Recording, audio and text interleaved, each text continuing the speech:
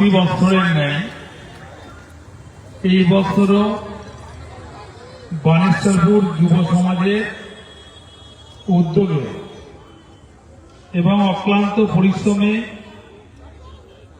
মা জগদ্ধাত্রী পুজোর যে শুভ উদ্বোধনের শুভ মুহূর্তে মঞ্চে আমরা পেয়েছি প্রিয় সঞ্চালক প্রভাস মহিষ থেকে শুরু করে উপস্থিত আছেন গঙ্গানগর 2 নম্বর পঞ্চায়েতের প্রধান তথা অঞ্চল সভাপতি আমার সহকর্মী সহযোদ্ধা সতীর্থ মাননীয় সম্মানীয় ইসরাফিল চাকদার মহাশয় থেকে শুরু করে উপস্থিত আছেন গঙ্গানগর 2 নম্বর পঞ্চায়েতের উপপ্রধান তথা এই যুব সমাজের দায়িত্বপ্রাপ্ত একটা সেক্রেটারি বা সম্পাদক পদে আছেন সেই সম্মানীয় তারক রায় মহাশয় উপস্থিত আছেন। একই সঙ্গে উপস্থিত আছেন আমাদের পঞ্চায়েত সমিতির শিক্ষার কর্মদক্ষ সম্মানীয় আতিকুল্লাহ মোল্লা মহাশয় থেকে শুরু করে উপস্থিত আছেন পঞ্চায়েত সমিতির আরেকজন অন্যতম সদস্যা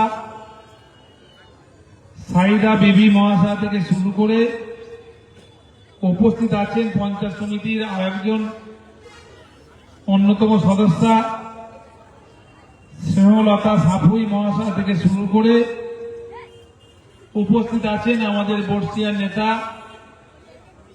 সম্মানীয় সমর সামন্ত মহাশয় থেকে শুরু করে উপস্থিত আছেন এই অঞ্চলের পর্যবেক্ষক সম্মানীয় রাশিদুল লস্কর মহাশয় থেকে শুরু করে উপস্থিত আছেন এই অঞ্চলের পঞ্চায়েতের অন্যতম সদস্য এবং এই অঞ্চলের গুরু দায়িত্বপ্রাপ্ত নেতা সম্মানীয় সুমন্ত মণ্ডল মহাশয় উপস্থিত আছেন। সেই সঙ্গে উপস্থিত আছেন এই অঞ্চলের চেয়ারম্যান সম্মানীয় তারক মিস্ত্রি মহাশয়। উপস্থিত আছেন আমার আরেকজন সহকর্মী সম্মানীয় প্রসেনজিৎ সামন্ত মহাশয়, সুজাউদ্দিন থেকে শুরু করে এবং পঞ্চায়েতের আরো অন্যান্য সদস্যগণ, এই ক্লাবের সমস্ত সদস্যগণ এবং আজকের দিনে এখানে উপস্থিত এই এলাকার সমস্ত সুধী নাগরিকবৃন্দ এবং আমার মাইকের আওয়াজ যতদূর পর্যন্ত যাচ্ছে প্রত্যেককেই মা জগদ্ধাত্রী পুজোর প্রীতি শুভেচ্ছা ভালোবাসা এবং উষ্ণ অভিনন্দন জানাই। আজকের আপনারা প্রত্যেকেই লক্ষ্য রাখছেন যে আজকের বাংলার কৃষ্টি সৃষ্টি সংস্কৃতি এবং ভারতবর্ষের সংবিধানকে কিভাবে মান্যতা দিয়ে সম্মান দিয়ে আমাদের সকলের প্রিয় মানবিক মুখ্যমন্ত্রী মমতা ব্যানার্জি মহাশয়া, আমাদের সকলের প্রিয় নেতা প্রিয় সাংসদ শ্রী অভিষেক ব্যানার্জি মহাশয় প্রত্যেকটা জাতির প্রত্যেকটা ধর্মের মানুষের অনুষ্ঠানগুলো ধর্মীয় অনুষ্ঠানগুলো কিভাবে শান্তির সঙ্গে সুস্থতার সঙ্গে এবং সুন্দর থেকে সুন্দরতম জায়গায় কিভাবে পালন করছেন সেটা আমরা নিশ্চয়ই লক্ষ্য রাখছেন। আজকে যে যার ধর্ম পালন করছেন সেটা কত সুন্দরভাবে শান্তির সঙ্গে সুস্থতা পালন করছেন সেটা একমাত্র কৃতিত্ব আমাদের মানবিক মুখ্যমন্ত্রী মমতা ব্যানার্জি মহাশয়া, আমাদের প্রিয় নেতা প্রিয় সাংসদ অভিষেক ব্যানার্জি মহাশয়। আর আমি বলছিলাম যে আজকের বাংলার কৃষ্টি সৃষ্টি সংস্কৃতির কথা। এ বাংলা রবীন্দ্রনাথের বাংলা, এ বাংলা কাজী নজরুলের বাংলা, এ বাংলা স্বামী বিবেকানন্দের বাংলা, এ বাংলা মাতঙ্গিনী হাজরার বাংলা। আজকের কাজী নজরুল বলেছিলেন যে একই বৃন্তে দুইটি কুসুম, হিন্দু মুসলমান, জাহাঙ্গীর খান তো নয়নমণি, তারক রায়টার প্রাণ। তার সেটার জ্বলন্ত উদাহরণ আমরা কিভাবে দেখছেন আজকের মঞ্চে আমরা দেখতে পাচ্ছেন। একদিকে ইসরাফিল চাকদার আর একদিকে তারক রায়, একদিকে দেখতে পাচ্ছেন আতিকুল্লাহ মোল্লা আর একদিকে দেখতে পাচ্ছেন সুমন্ত মণ্ডল। এটাই তো বাংলার কৃষ্টি, এটাই তো বাংলার সংস্কৃতি। তাই আমাদের প্রত্যেকের উচিত শুধুমাত্র মানবিক মুখ্যমন্ত্রী মমতা ব্যানার্জি মহাশয় নয়, শুধুমাত্র আমাদের প্রিয় নেতা প্রিয় সাংসদ অভিষেক ব্যানার্জি মহাশয় নয়, আমাদের প্রত্যেকটা বাংলা ও বাঙালি প্রত্যেকের উচিত যে আমরা এই বাংলার কৃষ্টি সৃষ্টি সংস্কৃতিকে, এই ধারাকে আমাদের বজায় রাখতে গেলে সবাইকে এগিয়ে আসতে হবে, সবাইকে দায়িত্ব নিতে হবে। তবে আমরা বাংলা ও বাঙালি বাংলাতে শান্তিতে থাকব, সুখে থাকব এবং সুস্থতার সঙ্গে থাকব। তাই সবাই মিলে যদি আমরা দায়িত্ব না নিই তাহলে আমরা বাংলাকে সুস্থ রাখতে পারবো না, শান্তি রাখতে পারবো না। আজকে আপনারা চিন্তা করুন তো, সেই 2014 সালের আগে আমরা কেউ জানি না কে তারক রায় কে জাহাঙ্গীর খান, আমরা চিনতাম না। আমাদের মাথায় একটাই ছিল যে আমরা মানুষ। আমরা সেই স্বামী বিবেকানন্দের কথা মাথায় রাখতাম যে জীবে প্রেম করে যেই জন সেই জন সেবিতে ঈশ্বর। একই সঙ্গে শ্রীরামকৃষ্ণ পরমহংসদেব বলেছিলেন সবার উপরে মানুষ সত্য, তার উপরে কেহ নাই। কিন্তু আজকের দিনে সেই 2014 সালের পরে এমন একটা কেন্দ্রে ভারতীয় জুমলা পার্টি এসছে, সেই পার্টি 2014 সালের পর থেকে আজকের বাংলায় আমার আর তারক রায়ের মাঝখানে একটা দেয়াল তৈরি করার চেষ্টা করছে। তা আপনারা কি চান যে এই দেয়াল রাখা? না, আমরা এই দেয়াল ভেঙে দেব।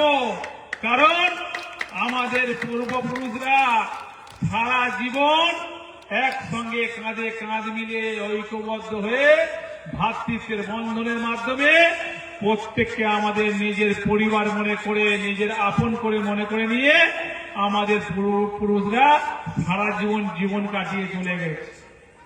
আগেকার মানুষরা 100 বছর বেঁচেছে, কেউ 110 বছর বেঁচেছে।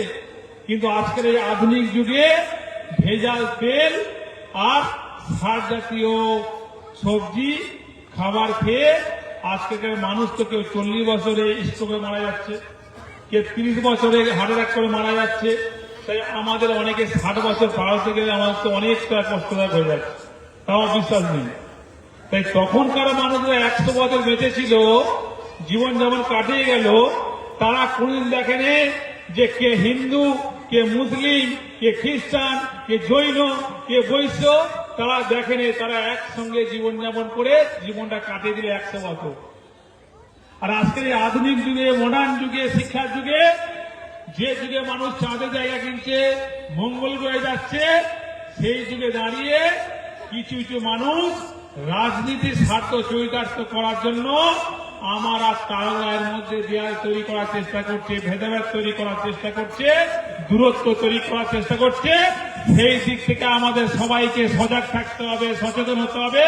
তবেই আমরা আগামী দিনে আমাদের সমাজকে সুস্থ রাখতে পারবো, ভালো রাখতে পারবো, শান্তি রাখতে পারবো। সেটা আমাদের মাথায় নিতে হবে। আবার ওরা আমাদের মধ্যে পার্থক্য করছে, কে হিন্দু, কে মুসলিম, কে জৈন। আবার কি করছে, কে কি খাবে, কে মাছ খাবে, কে মাংস খাবে, সেটা ঠিক করে দেবে ওরা। তাই আমাদের মানবিক মুখ্যমন্ত্রী মমতা ব্যানার্জি মহাশয়, আমাদের প্রিয় নেতা প্রিয় অভিষেক ব্যানার্জি মহাশয়, আমি জানি না, আমি একই কথা বলতে চাই। কে মাছ খাবে, কে মাংস খাবে, কে মুরগির মাংস খাবে, কে মটন খাবে, সেটা দেখা আমার কাজ নয়। আমার কাজ কোন মানুষটা খেতে পাচ্ছে না সেটা দেখা হচ্ছে আমার আসল কাজ। কে কি খাবে সেটা আমার লক্ষ্য রাখা উচিত নয়। সেটা তার ব্যক্তিগত ব্যাপার, তার ইচ্ছার ব্যাপার, তার মানসিকতার ব্যাপার, তার শখের ব্যাপার। কিন্তু আমার কাজ কোন মানুষটা খেতে পাচ্ছে না সেটার লক্ষ্য রাখলে তবে আমি নিজেকে খুশি হব যে এই মানুষটা খেতে পাচ্ছে না, এর পাশে থাকলে, এর বিপদে থাকলে নিজেকে ধন্য মনে করব, গর্বিত মনে করব। এটাই তো আমাদের মানবিক মুখ্যমন্ত্রী মমতা ব্যানার্জি মহাশয় বলেছে, আমাদের প্রিয় নেতা, প্রিয় সাংসদ অভিষেক ব্যানার্জি মহাশয় বলেছেন। এটাই তো আমাদের হওয়া উচিত, যে মানুষকে ভালো রাখা আর মানুষের ভালো করা, এর নাম হলো মনুষ্যত্ব। আর সমাজকে ভালো রাখা আর সমাজের ভালো করা, এর নাম হচ্ছে মানবিকতা। তাই আমাদের প্রত্যেকের উচিত মানবিকতা এবং মনুষ্যত্বকে জাগ্রত করতে হবে। তবেই তো আমরা মানুষ, আমরা শ্রেষ্ঠ জীব, তাই তো নাকি?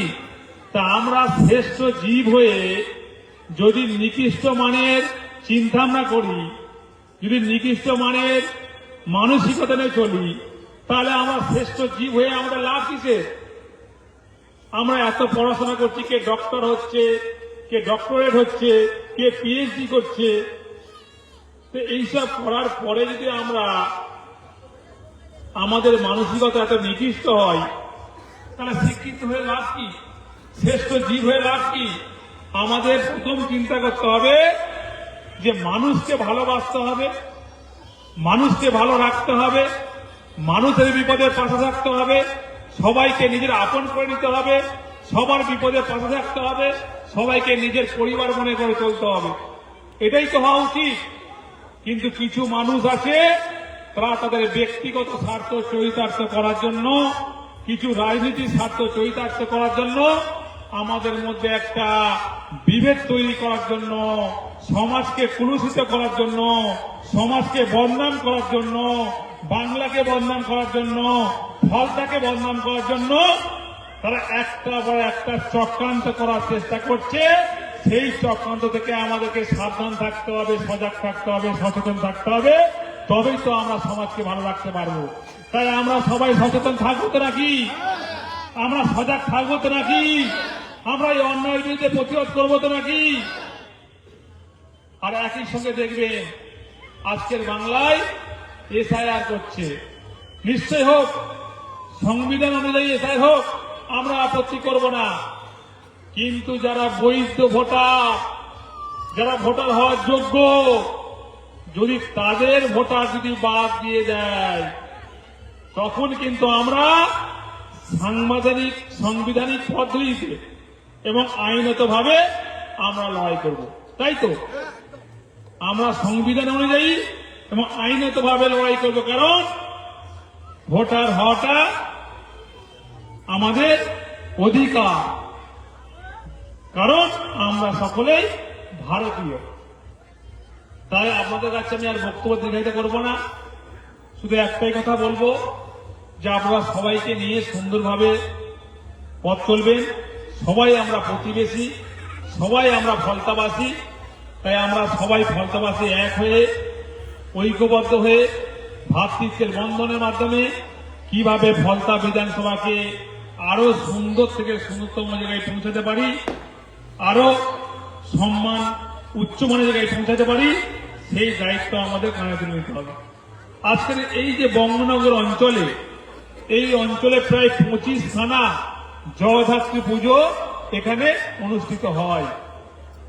এই 25খানা পুজোকে আমরা আমাদের এখতিয়ার অনুযায়ী, সামর্থ্য অনুযায়ী প্রত্যেকটা পুজো কমিটির পাশে আমরা আমাদের সামর্থ্য অনুযায়ী সহযোগিতা করে থাকি। হয়তো আমরা বেশি সহযোগিতা করতে পারছি না, কিন্তু যে তাদের সঙ্গে থেকে তাদের পুজো কমিটির একজন সদস্য মনে করে, তাদের পরিবারের একজন মনে করে, তাদের সঙ্গে সঙ্গ দিয়ে আজকের মা জগদ্ধাত্রী পুজোটাকে আজকে বঙ্গনগর 2 নম্বর অঞ্চলে একটা সুন্দর জায়গায় নিয়ে যেতে পারছি, একটা সুন্দর পরিবেশ তৈরি করতে পারছি, আর সবাইকে নিয়ে একটা উৎসবের আকার ধারণ করতে পারছি, এর থেকে বড় কাজ আর হতে পারে না। তাই আমরা চাইব আগামী দিনে এই পুজো কমিটিকে, এই 25খানা পুজো কমিটিকে যাতে আরো বেশি যাতে পাশে থাকতে পারি, আরো বেশি সহযোগিতা করতে পারি, তার জন্য যেটুকু সহযোগিতার প্রয়োজন আমি জানি এখানে মঞ্চ থেকে কথা দিচ্ছি, সেই সহযোগিতা আমি করব। শুধু একটাই কথা মাথায় রাখবেন, জাহাঙ্গীর খান আপনাদের বাড়ির ছেলে, ঘরের ছেলে, আপনাদের পরিবারের ছেলে মনে করবেন। আমি যখন থেকে ফলতার দায়িত্ব পেয়েছি তখন থেকে আমি দিবারাত্রি চেষ্টা করি ফলতাকে কিভাবে আরো ভালো রাখতে পারবো, ফলতার সম্মানটাকে আরো কিভাবে উচ্চমানে জায়গায় নিতে পারবো, ফলতাকে আরো কিভাবে সুন্দর থেকে সুন্দরতম জায়গায় নিতে পারবো, ফলতার উন্নয়নের ধারাকে আরো কিভাবে ত্বরান্বিত করতে পারবো, সেই চেষ্টা করেছি আমাদের প্রিয় নেতা, প্রিয় সাংসদ অভিষেক ব্যানার্জির আশীর্বাদে এবং অনুপ্রেরণায়। আজকে আমাদের প্রিয় নেতা অভিষেক ব্যানার্জি মহাশয় কিভাবে ফলতাকে উন্নয়নের ধারাকে বজায় রেখেছে, সেই উন্নয়নের কথা বলতে গেলে আমাদের সারা রাত চলে যাবে। আজকের আমাদের মাননীয় মুখ্যমন্ত্রী মমতা ব্যানার্জি মহাশয় কিভাবে উন্নয়ন দিচ্ছেন, সেই কথা বলতে গেলে সারা রাত চলে যাবে। আজকের মানুষের জন্ম থেকে মৃত্যুকাল পর্যন্ত উন্নয়ন দিচ্ছে, সেটা আমরা প্রত্যেকেই জানেন। আমি নতুন করে আর ব্যাখ্যা করব না, কারণ সময়ও নষ্ট করতে চাইছি না। আজকে দেখুন একটা ছোট্ট উদাহরণ দিই। আজকের আমাদের অভিষেক ব্যানার্জি মহাশয় 2014 সালের পরে সাংসদ হয়েছেন আপনাদের আশীর্বাদে। তাই 2014 সালের পরে ফলতার কতটা ডেভেলপ হচ্ছে, এই ডাইমার বা লোকসভা কেন্দ্রে কতটা ডেভেলপ হচ্ছে, সেটা আপনারা নিশ্চয়ই লক্ষ্য রাখছেন, দেখতে পাচ্ছেন, জানতে পারছেন, বুঝতে পারছেন। তাই সেই কথা বলে আমি সময় নষ্ট করব না। তাই 2014 সালের আগের কথা, একটু পূর্বের কথা মনে রাখুন, এটা মনে করুন। কি কথা মনে করবেন?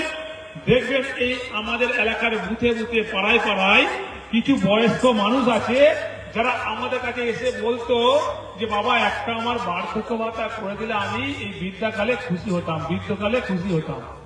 কেন খুশি হতো? যে বৃদ্ধাকালে সে একটা বার্ধক্য ভাতা পেলে সেই টাকায় সে কি করবে, হয়তো সে চা দোকানে একটা চা খেতে পারবে, হয়তো তার একটা অসুস্থ হলে কি একটা মেডিসিন কিনে খেতে পারবে, কিংবা কোনো মানুষ পান খায়, তামাক খায়, অনেকে কি নেশা করে, সেটা করতে পারবে। কিন্তু আমরা তখন দিতে পারিনি। কিন্তু আজকের আমাদের প্রিয় নেতা, প্রিয় সাংসদ অভিষেক ব্যানার্জি মহাশয় আসার পরে আজকে ডায়মন্ড বা লোকসভা জুড়ে প্রায় 72,000 মানুষকে আমরা বার্ধক্য ভাতার ব্যবস্থা করে দিয়েছি। তার একমাত্র কৃতিত্বকার আমার আপনার প্রিয় নেতা, প্রিয় সাংসদ শ্রী অভিষেক ব্যানার্জি মহাশয়। তাই ওনাদের উন্নয়নের কথা বলতে গেলে সারা রাত চলে যাবে। আর আমিও জাহাঙ্গীর খান চেষ্টা করি যতটা পারি মানুষের জন্য সময় দেওয়ার। হয়তো সশরীরে হয়তো আপনাদের কাছে সময় দিতে পারি না, কারণ আমার অফিসে সকাল থেকে প্রচুর লোক আসে, তাদেরকেও দায়িত্ব নিয়ে কথা বলে আমাকে কাজ কমপ্লিট করে আবার আমাকে অন্য কাজ করতে হয়। দেখবেন আমার গাড়ি চারদিকে ছুটছে, আমি বাড়িতে ঢুকতে কোনো 12টা, 1টা, 2টো, আবার বাড়িতে গেলে ফোন আসতে 2টো, 3টে, 4টে বেজে যাবে, আবার সকাল ভোর থেকে কাজ হচ্ছে। আমি কিন্তু কোনদিন বসেও থাকি না, ফাঁকিবাজি করি না। আমার যতক্ষণ আমি শরীর ঠিক থাকে বা শরীর টানে ততক্ষণ আমি চেষ্টা করি। আপনারা হয়তো জানছেন না যে আমার কোমরের প্রবলেম হচ্ছে, যন্ত্রণা করছে, সবকিছু হচ্ছে, তারপরেও আপনারা হয়তো বিশ্বাস করবে না, কোমরের বেল লাগিয়েও কিন্তু আমি ছুটছি, বেল লাগিয়েও ছুটছি। যে আমাকে যখন দায়িত্ব দিয়েছে প্রিয় নেতা অভিষেক ব্যানার্জি মহাশয়, তাহলে আমার দায়িত্ব পালন করতে হবে। তাই আমার যারা সহকর্মীরা আছে, আমার যারা সহযোদ্ধারা আছে, আমার যারা সতীর্থ আছে, যারা জনপ্রতিনিধি আছে, তাদের উদ্দেশ্যে বলবো, দায়িত্ব যখন পেয়েছো, দায়িত্ববান হিসাবে কিন্তু কাজ করতে হবে। দায়িত্ব পাবে, দায়িত্ববান হিসেবে কাজ করবে না, দায়িত্ব পালন করবে না, এটা কিন্তু হবে না।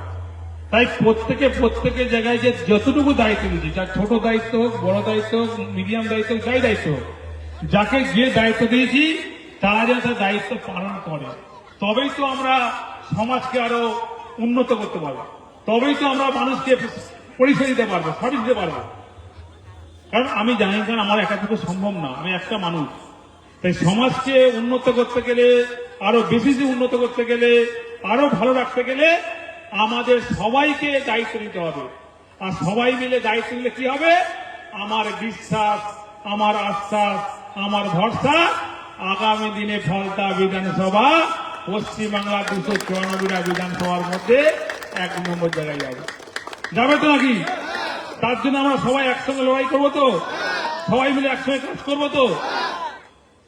আর আমাকে আপনাদের বাড়ির ছেলে মনে করবেন তো, নাকি পর মনে করবেন? হ্যাঁ, আপনারা পর মনে করবেন, কেন আমাদের বছরে একবার ডাকবেন, এ তো অতিথির মতো ডাকছে। আরে মাঝে মধ্যে ডাকতে হতো নাকি? আর আমার সময় লেগে যে আমি আসতে ভুল করতে পারি, আমি আমন্ত্রণ করতে ভুল করবেন কেন? তাহলে আমাকে তো আমন্ত্রণ করা উচিত যে মাঝে এসে এক কাপ চা খেয়ে যাও। আমার বৌদি বলতে সোমবার আসছে, সোমবার আসতেই হবে। আমি বলার পরে আসতে বলছি, আগে বলেনি।